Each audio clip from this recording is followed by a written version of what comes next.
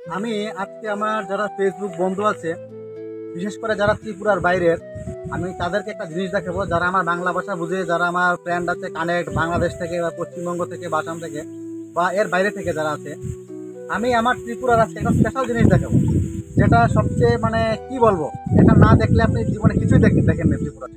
এটা হলো সি এটা হলো আমাদের ত্রিপুরার জুম কাল্টিভেশন। আমার পিছনে যেটা দেখছেন বা ক্যামেরার সামনে যেটা দেখছেন, জুম কাল্টিভেশন। এটা টিলা জমিতে ধান চাষ। দেখুন ধানগুলি দেখে গেছে একদম এমন লাগছে যেমন একটা পাহাড়ের মধ্যে স্বর্ণের প্রলেপ দেওয়া, গোল্ড গোল্ড প্লেটেড একটা এলাকা লাগছে ধানগুলো। এটা কিন্তু ধানের জমি, ধান পেকে একদম স্বর্ণের কালার হয়ে আছে। এখানে না কোনো সারের প্রয়োজন হয়, না কোনো জলের প্রয়োজন হয়। বর্ষাকালে জুম কাল্টিভেশন করা হয়। আর বিশেষ করে একবার এখানে জঙ্গল কেটে আগুন দিয়ে পুড়িয়ে তারপর জাস্ট ধানের বীজটা রোপণ করে দিলে হয়। তারপর আপনা আপনি এটা হয়ে যায়। কত সুন্দর! আমি একটু ভাইকে বলবো একটু জুম করে দেখাবার জন্য।